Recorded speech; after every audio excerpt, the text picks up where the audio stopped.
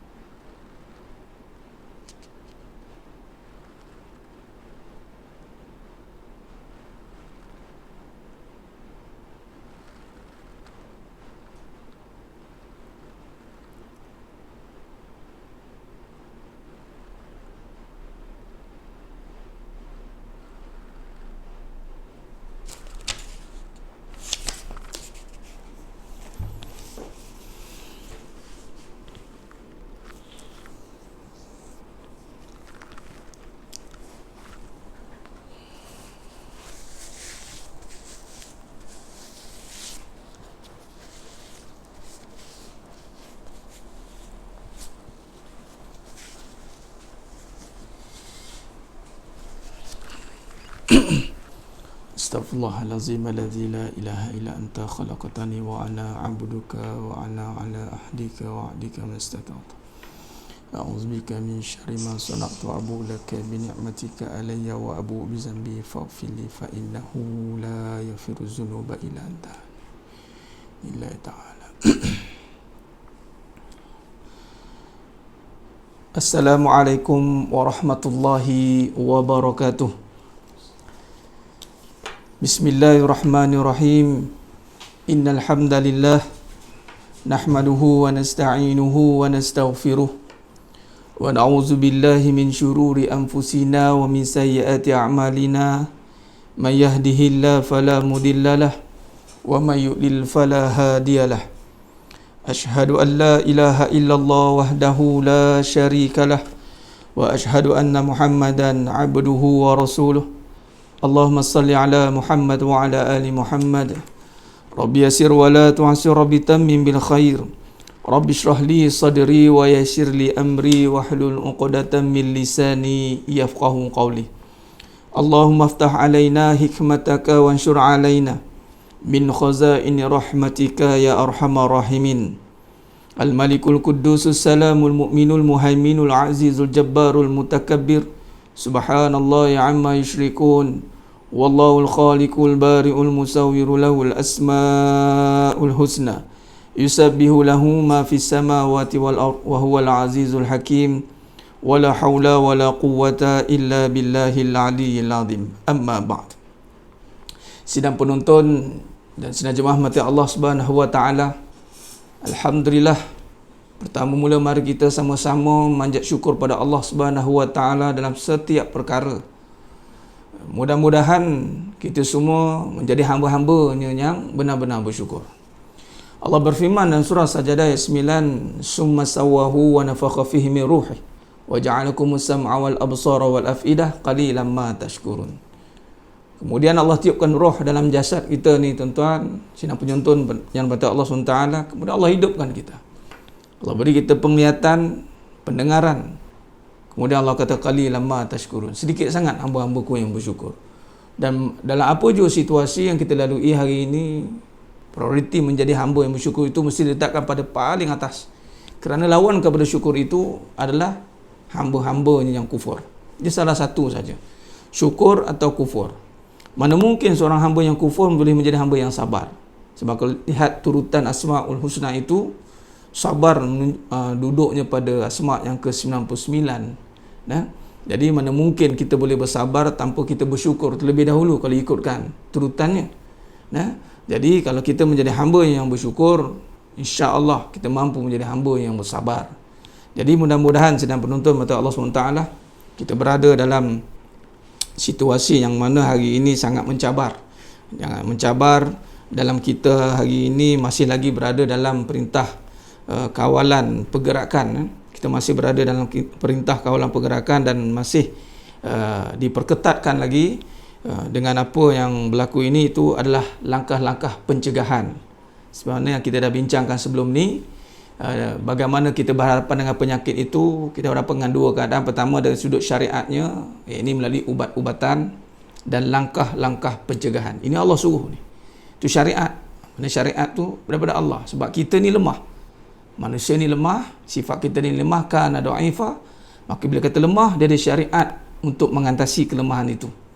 Tapi di sudut hakikatnya, kita mesti melalui jalan yang mana pengharapan, kebergantungan, tawakal kita mesti bulat dan tekad kepada Allah SWT, yakni dengan jalan memohon penyembuhan kepada Allah SWT. Jadi kita kena dua-dua ini kena seimbang, dan kita kena menjadikan dia sebati. Kita kena menguasai dia dengan bermulanya tadi dengan hakikatnya, kemudian kita terjemahkan dengan syariatnya. Hai sedang penonton, sedang jemaah mata Allah SWT. Baik, Alhamdulillah, di malam ni kita bersiaran lagi pada kita nak membahaskan tentang hikmah musibah kita dalam konteks syariat dan hakikatnya, dan bersiri, dan insya-Allah jika Allah izinkan kita akan berterusan bersiaran. Jadi kepada sidang penonton dan sidang jemaah mata Allah SWT boleh take note dan take alert lah. Kita punya live ini online ni, kita buat online, kita buat tempat tertutup ni kita bersiaran langsung di Raudatul Furqan di Dina Alam, insya-Allah. Jadi sementara tu boleh tolong sebarkan, boleh tolong sebarkan kita punya kuliah online kita pada malam yang penuh barakah, insya-Allah. Mudah-mudahan lagi ramai yang dapat manfaatnya, yang kita apa sahaja perkara yang kita nak bincangkan pada malam ni, insya-Allah dalam masa lebih kurang 45 minit ke 1 jam, insya-Allah. Baik, sidang penonton, sidang jemaah mata Allah SWT, saya nak memetik daripada surah Asy-Syura ayat 30. Pada surah ayat 30. Yang mana Allah berfirman, "Wa ma asabakum min musibah fabima kasabat aydikum wa ya'fu an katsir." Yang bermaksud, dan musibah apapun yang menimpa kamu adalah kerana perbuatan tanganmu sendiri, dan Allah memaafkan banyak dari kesalahan-kesalahanmu. Dan Allah sambung lagi dalam surah Syura ayat 31, "Wa ma antum bimu'jizina fil ard wa ma lakum min dunillahi min waliyyin wala nasir." Yang bermaksud, dan kamu tidak dapat melepaskan diri dari siksaan Allah di bumi, dan kamu tidak beroleh pelindung atau penolong selain Allah. Khair.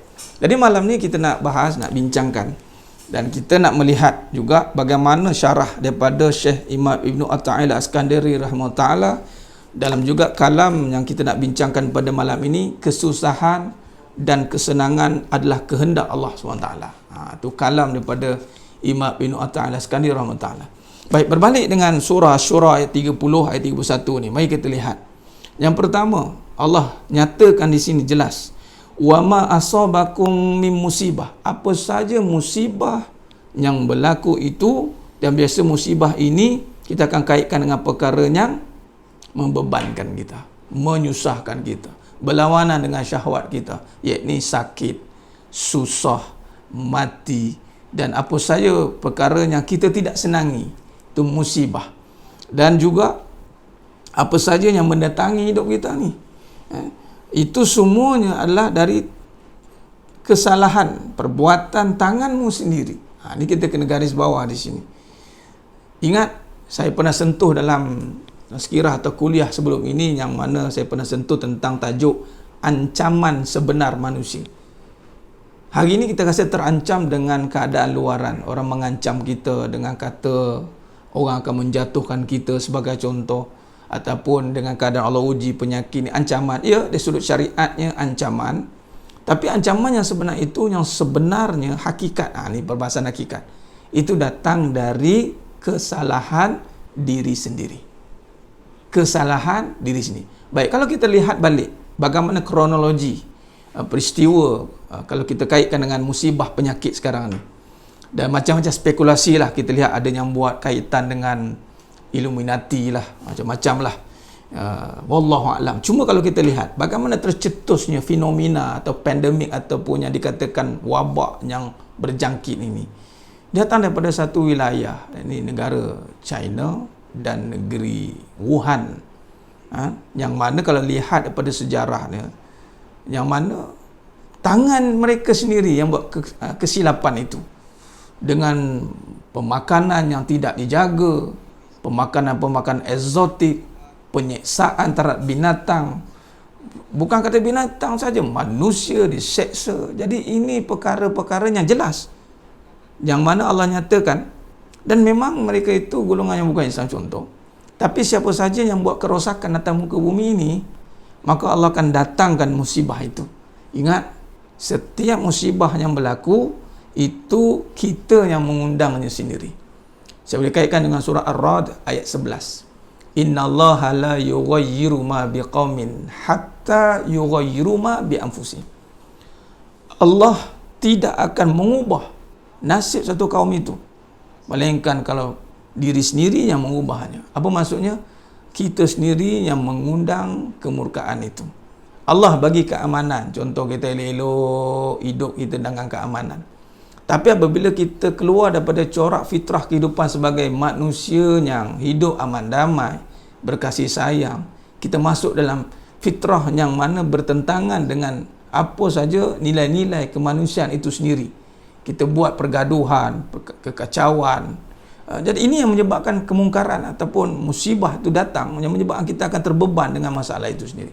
Sebab itu yang pertama sekali yang kita kena buat apabila datangnya musibah itu, hikmah yang kita nak lihat di sudut hakikat adalah kita tubu ilallah, kembali kepada Allah. Bagaimana keadaan yang Allah lakukan hari ini, kita berhadapan dengan sudut syariat, kita berhadapan dengan sudut ubat-ubatan, kita berhadapan dengan segala langkah-langkah pencegahan. Tetapi kena ingat, setiap perkara itu ada asbab musababnya, mesti ada punca dia. Punca yang mana kalau kita rujuk di sudut hakikat, kita rujuk pada surah Syura ayat 30 ini, dan jelas, wa ma asabakum min musibah fa bima kasabat aydikum. Itu adalah kerana perbuatan tanganmu sendiri. Dan Allah kata lagi, wa ya'fu an kasir. Sebenarnya Allah ni Maha Penyayangnya, Allah ampunkan kebanyakan kesilapan manusia ni. Kalau ikutkan, Allah sambung lagi dalam surah Syura 31, dan kamu tidak akan melepaskan diri dari siksa Allah di bumi, dan kamu tidak beroleh pelindung atau penolong selain Allah. Ini kita dah sentuh pada kuliah semalam, yang ijazah amal la haula wala quwwata illa billahil aliyil azim wala manja minallah. Nampak? Kita tidak boleh lari daripada Allah. Sebab memang hidup mati semua kerana Allah, tak boleh lagi. Jadi ini semua datang pada Allah. Wala manja minallah. Bila tak boleh lari pada Allah, illa ilaih. Nak tak nak, kena kembali kepada Allah. Apa makna kembali kepada Allah? Kita kena fikirkan kembali apa segala perkara yang kembali kepada syariat, sunatullah. Kembali kepada yang mana kalau kita lihat kaedah pertama kita berhadapan dengan musibah ini, apabila langkah-langkah pencegahan, langkah-langkah syariat kita dah lakukan sehabis baik, kita kena buat sehabis baik juga langkah hakikat. Ada langkah hakikat. Apa makna langkah hakikat ni? Itu kembali kepada keadaan dalaman kita. Bagaimana kita nak kaitkan kedudukan hati kita. Ini bagaimana hubungan kita dengan Allah SWT. Yang ini sudah pasti. Jangan ditanya lagi kenapa datang, kenapa macam ni, kenapa. Jangan lagi timbul persoalan. Jangan timbul lagi salah menyalah. Tidak ada gunanya lagi. Sekarang ni masing-masing mengambil tugas. Saya seru pada diri saya, yang mana mengambil daripada intibar ayat ini. Mungkin setiap orang menyumbang kesilapan itu. Setiap orang menyumbang kepada kesilapan sehingga boleh turunnya kemungkaran. Sebab itu pentingnya kita ni kena mengingatkan, kuntum khaira ummatin ukhrijat linnas ta'muruna bil ma'ruf. Ini pentingnya, sebab kalau kita kata begini, tak apa, dia lah yang buat, dia tanggung dia. Tak ada. Konsepnya kalau dia buat salah, kita duk tengok, kita biar kita kena sekali. Itu masalahnya. Mungkin kita tak buat salah dari sudut maksiat itu, tapi kita salah dengan membiarkan maksiat itu bermaharaja lela. Kita mungkin tak buat maksiat itu, tapi kita bermaksiat dengan Allah, yakni dengan membiarkan kemaksiatan itu bermaharaja lela. Maka kita kena tegur dengan keadaan begitu. Mengingatkan. Sebagai contoh, pada malam ini, macam mana pun keadaan, kita kena cari ikhtiar. Kena buat juga kuliah juga, online ke, apa cara ke, tak apalah. Walaupun berapa yang join kita, tak ada masalah. Tapi yang penting, kita kena sampaikan tugas kita sebagai hamba Allah ini tadi ta'muruna bil ma'ruf, dan kebaikan yang utama itu mengajak orang ingat kepada Allah Subhanahu Wa Taala. Sidang penonton sedaya mata Allah Subhanahu Wa Taala. Dalam perkara ini saya nak kaitkan juga kisah daripada Nabi Musa, kisah daripada Nabi Musa alaihi salam. Kalau kita lihat dalam kitab Ihya Ulumuddin, dalam bagaimana dalam bab berdoa, berdoa yang mana dalam satu riwayat berlakunya diriwayatkan oleh Ka'ab al-Ahbar, ia mengatakan telah mendapat malapetaka manusia dengan kemarau yang hebat. Mari kita renung. Ada satu kisah yang nak kongsikan dengan musibah ni. Diriwayatkan dari Ka'ab al-Ahbar bahawa ia mengatakan telah mendapat malapetaka manusia dengan kemarau yang hebat pada zaman Nabi Musa AS. Maka keluarlah Nabi Musa AS bersama Bani Israel, yang ini meminta hujan pada Allah SWT. Baik, yang ini kemarau, hujan melibatkan air pun jangan main-main. Sebab air ni sumber asas kita. Kalau tak ada air, pening kita. Sekarang Allah uji dengan penyakit pun pening, Allah uji dengan kemarau pun boleh jadi musibah yang besar. Baik, maka di sini riwayat ini menyatakan bahawa maka keluarlah Nabi Musa AS bersama dengan kaumnya Bani Israel meminta hujan pada Allah SWT. Mereka tidak diturunkan hujan, sehingga Nabi Musa AS keluar 3 kali dan tidak juga diturunkan hujan. Maknanya cuba lihat di sini dalam riwayat ini, kisahnya pada kitab Ihya Ulumuddin, muslad 187 ni, jilid yang kedua silap saya ni. Saya ambil cerita ni nak kaitkan dengan perbahasan kita pada malam ni. Cuba lihat, nak kaitkan dengan surah tadi Asy-Syura ayat 30 ni. Nabi Musa AS diuji waktu itu dengan kemarau yang hebat, dan Nabi Musa ajak kaumnya keluar bermunajat pada Allah, minta hujan turun. Hujan tak turun. Berapa kali Nabi Musa AS buat? 3 kali. Maka Allah SWT mewahyukan kepada Musa AS, wahyu turun. Aku tidak menerima doamu dan doa orang-orang yang bersamamu, kerana pada kamu ada orang yang suka menceritakan kekurangan orang lain. Mumpat. Dosa besar ni, mamen.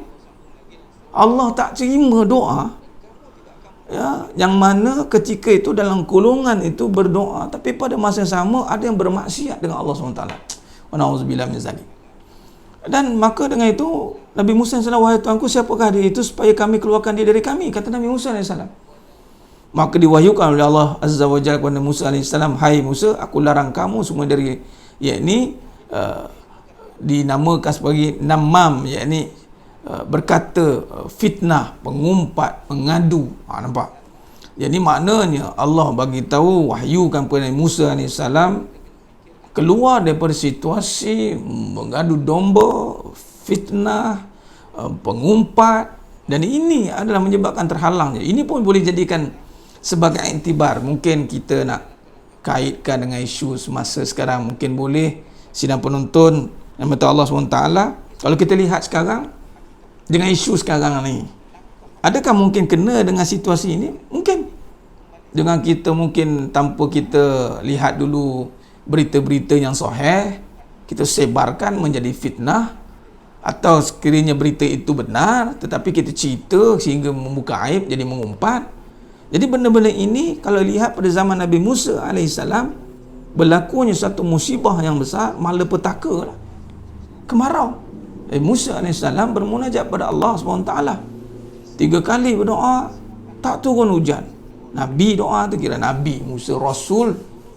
Nabi Musa AS ni boleh bercakap dengan Allah SWT. Lalu wahyu turun kepada Nabi Musa AS. Allah kata, hai Musa, aku larang kepadamu, dalam umatmu ada yang mengadu domba ini, namam, tukang fitnah, ini pengumpat dan pengandu domba.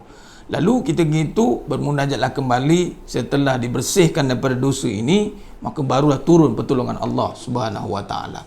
Dan kalau kita nak lihatkan kita ni bagaimana, kalau kita nak lihatkan kita ni bergantung dengan kebaikan, bagaimana Nabi Muhammad SAW itu benar-benar mendahului, kasih sayang mendahului dengan kemaksiatan yang kita lakukan ini, maka menyebabkan Allah sebenarnya mendengar keluhan rintihan pada Nabi Muhammad SAW itu. Kita umat Nabi SAW. Sebab itulah banyaknya perkara-perkara yang patutnya mungkin jadi lebih berat sebenarnya Allah angkat dengan rahmatnya. Baik, di sini kalau kita lihat, itulah hikmahnya. Kalau kita kaitkan balik dengan perbahasan kita pada malam yang berbarakah ni, dengan apa saja hikmah musibah yang berlaku itu, kalau boleh catatkan di sini dan surah Asy-Syura tadi ayat 30 ayat 31, maka memang datang musibah itu daripada tangan-tanganmu sendiri. Dan kita dah sentuh tadi kisah Nabi Musa alaihissalam, bagaimana datang satu keadaan umatnya dilanda malapetaka, Allah sekat air hujan turun sehingga kemarau yang berpanjangan. Dan ketika Nabi Musa alaihissalam bermunajat kepada Allah untuk turunkan hujan, 3 kali Nabi Musa alaihissalam berdoa, tak turun juga. Lalu Allah wahyukan kepada Nabi Musa alaihissalam hal kenapa perkara ini berlaku. Maka Allah kata, aku tidak terima doa yang pada masanya itu bermaksiat dengan aku. Allah Rabbi. Maka di sinilah kalau kita kena pastikan bahawa, sebab itu dalam apa juga keadaan kita perbanyakkan kembali istighfar kepada Allah SWT. Kalimah istirja yang kita dah bincangkan semalam, qalu inna lillah wa inna ilaihi raji'un. Dan kita kembali banyakkan selawat kepada Nabi sallallahu alaihi wasallam. Kita memohon rahmat, sebab bila kita berselawat kepada Nabi sallallahu alaihi wasallam, itu Allah akan turunkan rahmat, bermaksud Allah angkatlah dosa-dosa kita itu, mudah-mudahan insya-Allah. Jadi caranya begitu. Maka memang tiada cara lain. Dan saya baru dapat info baru daripada seorang staff yang menjadi front line juga untuk isu coronavirus ini.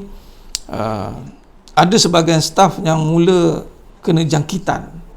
Ini pun kita dah maklumkan, dan dia minta untuk kita bermunajat dan berdoa kepada Allah SWT.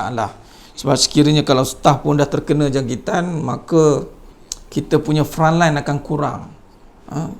Staf-staf mahir untuk mengatasi isu ni akan berkurangan. Jadi kita minta lah benar-benar sungguh-sungguh, kita kena bermunajat bersungguh-sungguh kepada Allah SWT dengan segala kudratnya kita yang ada ni, untuk kita lakukan segala ikhtiar yang ada, insya-Allah. Baik, jadi kalau kita lihat di sini, kita kena aturkan strategi di sudut memohon penyembuhan itu.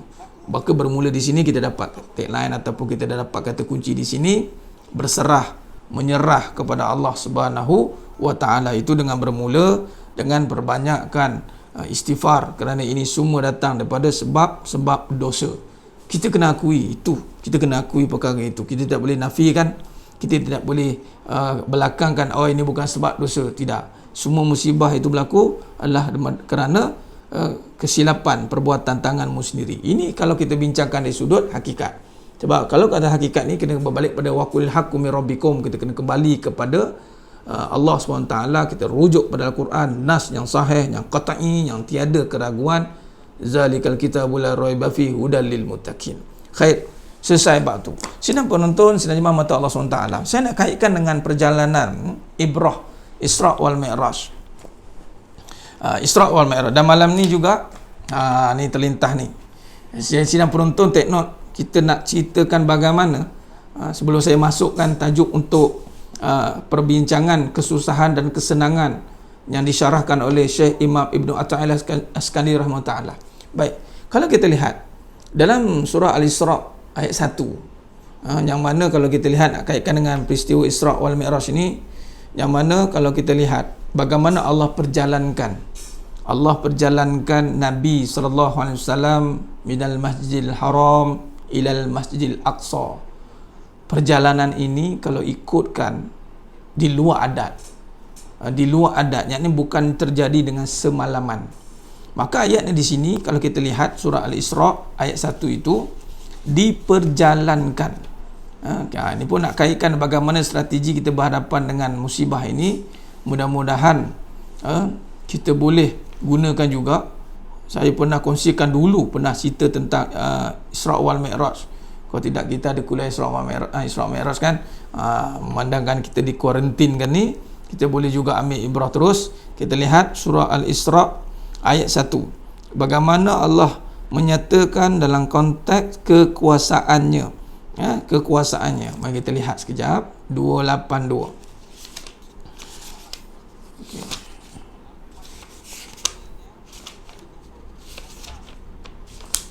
Baik. Kata Allah SWT, mari kita lihat Isra. Bagaimana ayat ini kita boleh gunakan juga pada sidang penonton yang dirahmati Allah SWT. Sama-sama kita boleh ambil ibrah daripada ayat ini. Subhanallazi asra bi'abdihi lailam minal masjidil haram ilal masjidil aqsa allazi barakna hawlahu linuriyahu min ayatina innahu huwas sami'ul basir. Yang bermaksud maha suci Allah yang telah memperjalankan hambanya, yakni Nabi Muhammad SAW pada malam hari dari Masjidil Haram ke Masjidil Aqsa, yang telah kami berkati sekelilingnya agar kami perlihatkan kepadanya sebahagian tanda-tanda kebesaran kami. Sesungguhnya dia maha mendengar lagi maha melihat. Khair. Baik, apa kaitan surah ini dengan perbincangan kita pada malam ni? Kaitannya begini. Kalau kita lihat dari sudut tenaga manusia, dari sudut syariat manusia, tiada daya Nabi SAW. Sebab tu dimulakan Subhanallazi, maha suci Allah yang telah memperjalankan hambanya. Maknanya ibaratnya begini, Nabi SAW itu tiada dayanya, Allah dengan kuasa Allah perjalankan Nabi dengan mukjizat, dengan kekuasaan Allah, sehingga boleh berlaku dalam konteks kurang lebih 6 jam je. 6 jam daripada Masjidil Haram ila Masjidil Aqsa, kemudian Mi'raj kepada Allah Ta'ala. Di sini kalau kita lihat bagaimana kaedah untuk menyelesaikan segala isu yang di luar kekuasaan kita. Sebab peristiwa Isra wal Mi'raj ini berlaku juga untuk melihat bagaimana tahap keimanan kita kepada Allah Subhanahu Wa Ta'ala. Baik, di sini kalau kita lihat, kita boleh gunakan kaedah begini. Ya Allah, maha sucimu ya Allah yang telah memperjalankan hambanya, yakni Nabi Muhammad SAW, minal Masjidil Haram ilal Masjidil Aqsa. Sekarang ni kita dah start. Consider start ni maksudnya saya kaitkan tentang bagaimana kita nak keluar daripada situasi musibah ini. Maka kita cakap begini, ya Allah, maha sucimu ya Allah, perjalankanlah musibah ini daripada kesusahan kepada kesenangan. Allah je yang boleh perjalankan situasi kita sekarang ni. Allah akan memperjalankan, Allah akan keluarkan. Macam kita bincang dalam surah Asy-Syura ayat 31. Hasbi Allah wa ni'mal wakil. Hanya Allah je pelindung sekarang ni.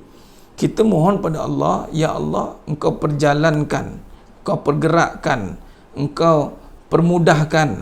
Dengan ayat itu maka keluarlah kita daripada keadaan yang kita sekarang hari ini ya kebingungan. Kita bertanya bila nak selesai. Memang di luar kuasa kita. Maka dengan ayat ini ibrahnya supaya dengan kekuasaan Allah itu, maha suci Allah yang memperjalankan manusia, yakni Nabi SAW daripada Masjid Haram ila Masjid Aqsa. Itu kekuasaan Allah. Maka kita pun boleh ambil ibrah begitu. Ya Allah, dengan kuasamu ya Allah, kau perjalankan daripada musibah penyakit ini kepada penyembuhan. Perjalankan ya Allah daripada penyakit ini kepada penyembuhan. Tu kaedah dia. Tu boleh kita ambil ibrah pada surah Al-Isra ayat 1. Juga kita boleh gunakan juga, ya Allah, perjalankanlah dalam keadaan kebuntuan kepada jalan keluar daripada pertolongan. Maka memang semua ini semua diperjalankan dengan kuasa Allah.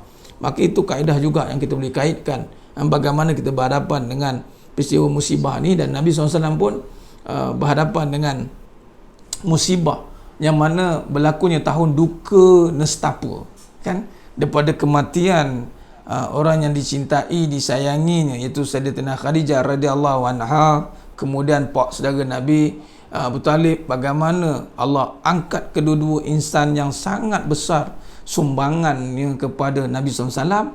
Dengan kesedihan itu Allah perjalankan daripada kesedihan kepada kasih sayang.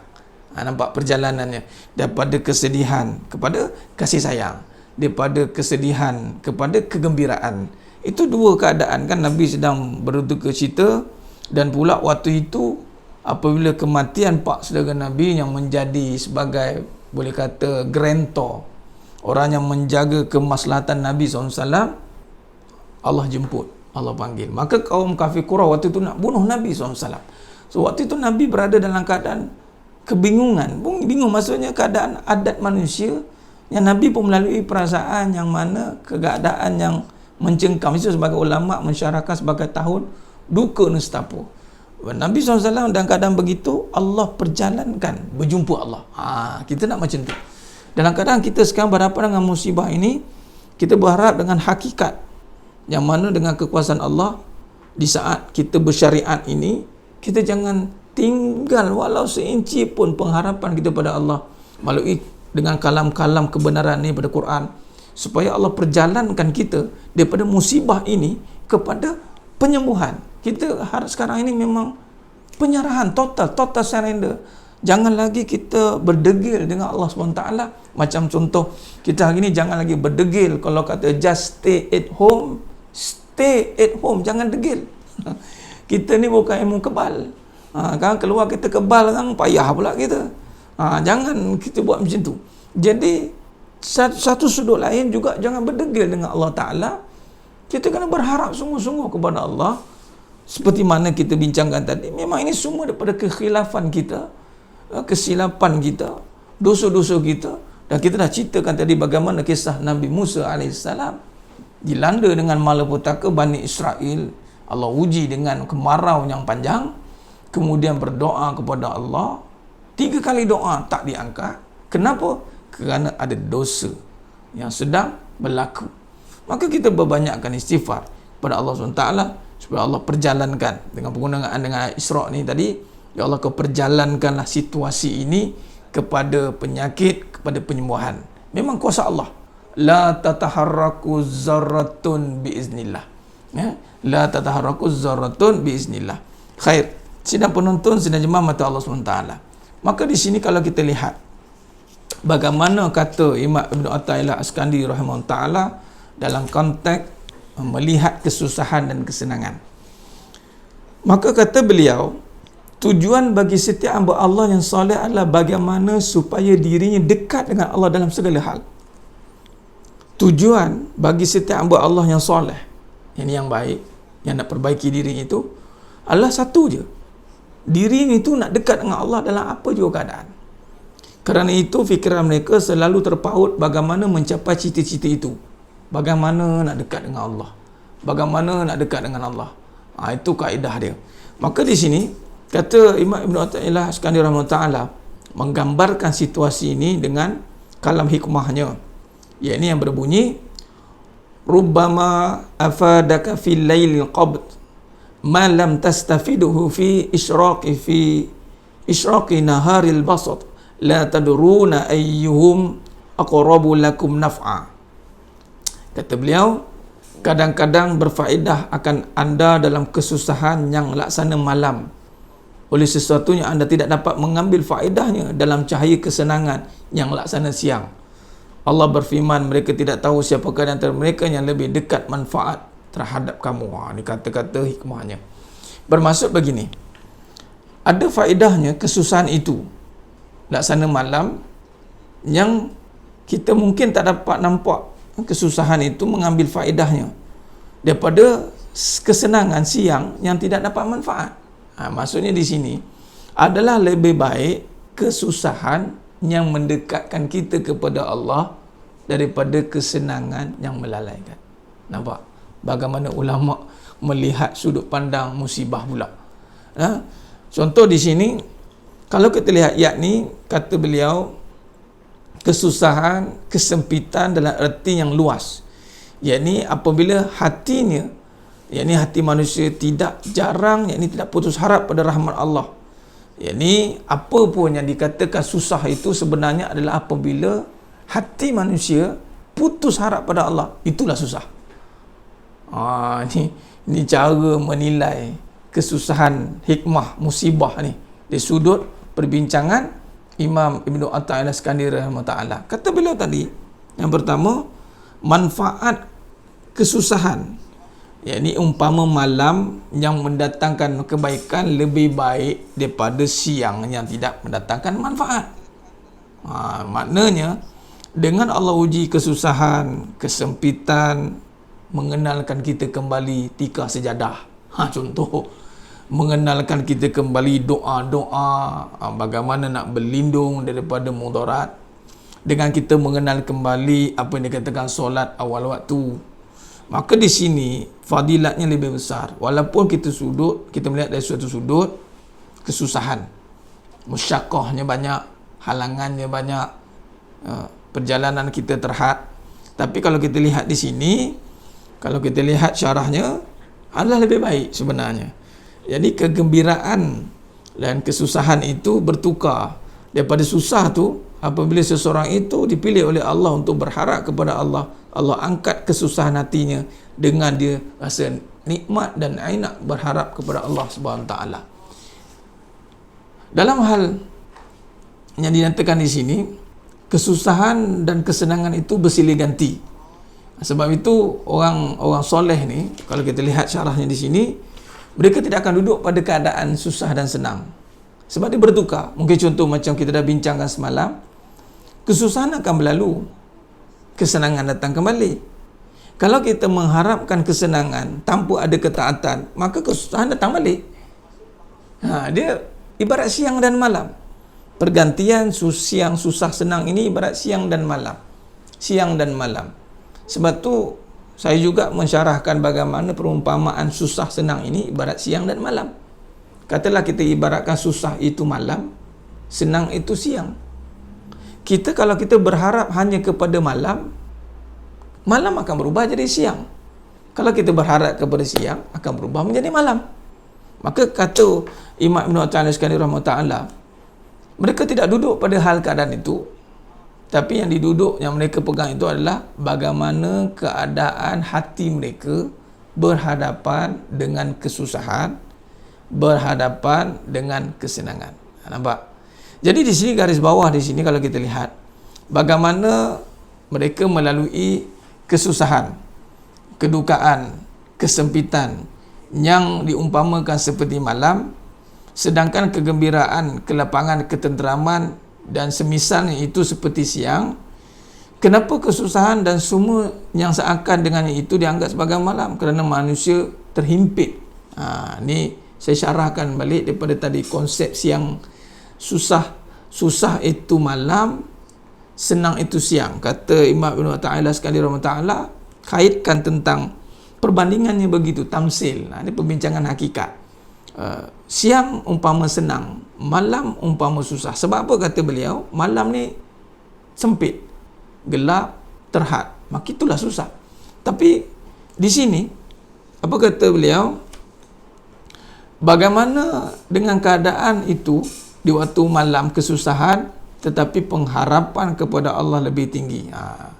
Saya mudahkan perbincangan ni. Kalau baca satu ni tak habis lah cerita dia.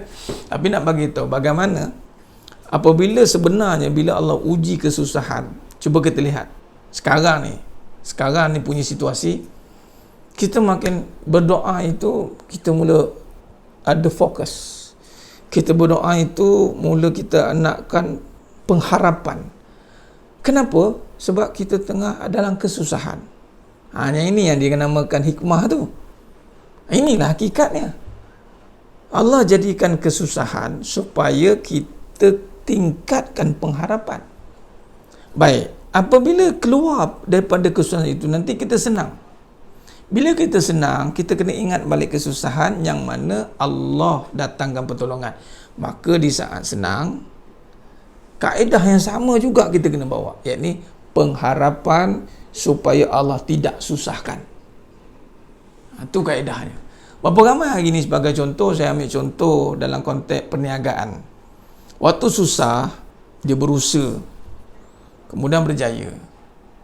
Mungkin dia berdoa dan dia lupa doa itulah yang sebenarnya senjata orang mukmin, tapi dia ingat dengan usahalah yang menyebabkan dia berjaya. Ini kita bimbang jatuh pada qadariyah ni, usaha tangga kejayaan. Jadi dia bersandarkan pada usaha. Bila dia senang, maka berlakunya pertemuan, susah balik. Sebab bila dia dah senang, dia dah lupa. Dia ingat kesenangan dia itu datang dengan usaha dia semata-mata. Maka Allah uji dia lagi sekali. Ini dia yang kita tidak mahu. Maka kata Imam Ata'ala sekali rahmatullah mengatakan bahawa kesusahan itu adalah lebih baik. Lebih baik sekiranya dengan kesusahan itu hubungan dia dengan Allah SWT itu lebih rapat. Dan menjadi satu bala dan musibah apabila kesenangan itu menjauhkan kita daripada Allah SWT. Sidang penonton, sidang jemaah mata Allah SWT. Kalau kita lihat di sini, bagaimana kalau kita lihat kita nak keluar daripada situasi ini. Yang pertama, kita boleh buat kesimpulan. Yang pertama, kita kembalikan pengharapan kita ini kepada Allah Subhanahu Wa Taala dalam konteks apa pun situasi itu mestilah manja wala manja illallah wala manja minallah. Apa pun situasi tidak boleh lari daripada Allah.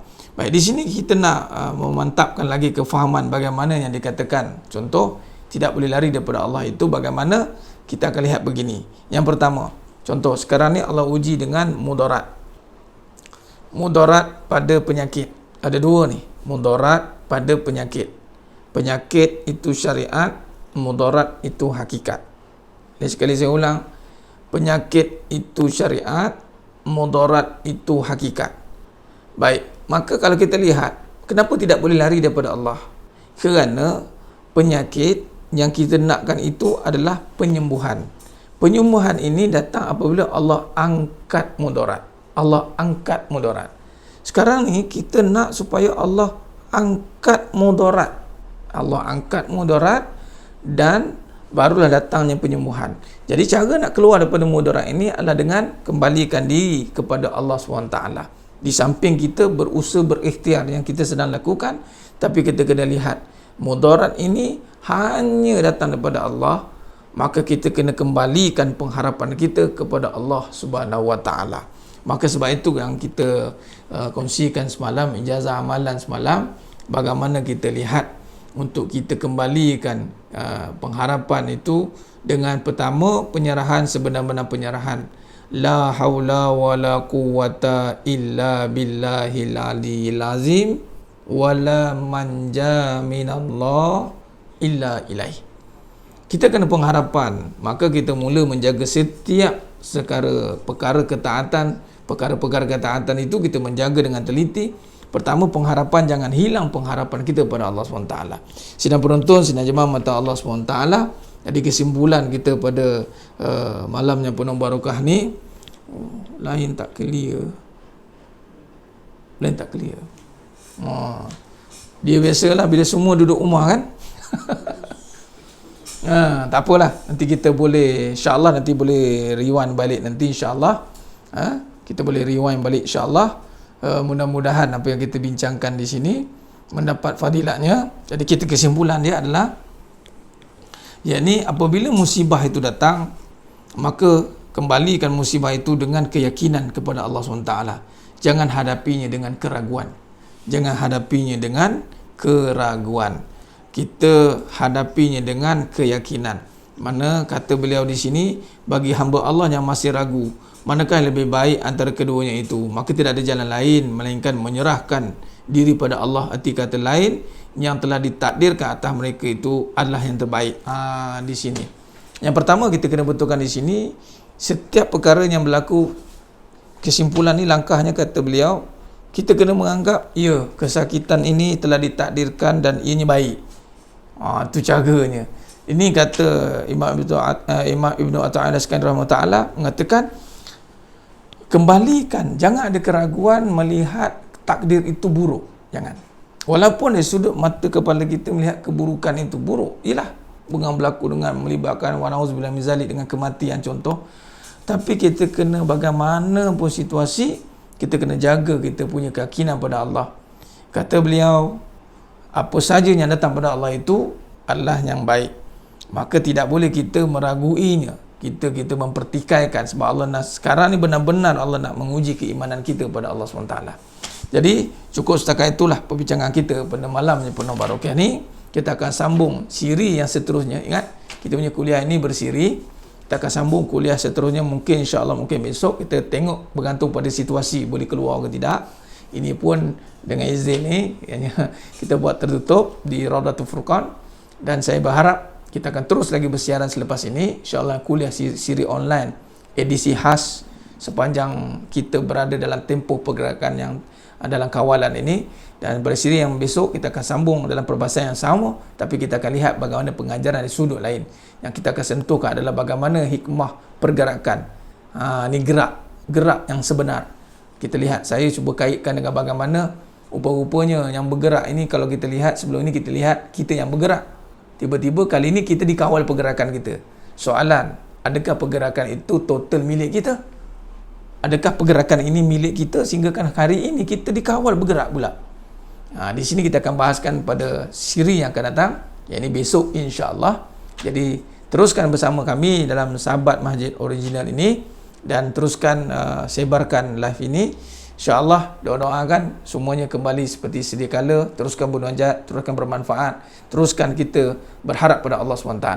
Jadi cukup setakat itu perbincangan kita pada malam ni. Aku lu qouli hadza wa astaghfirullahalazim li wa lakum wa bila taufiq wal hidayah. Assalamualaikum warahmatullahi wabarakatuh. Wallahu alam.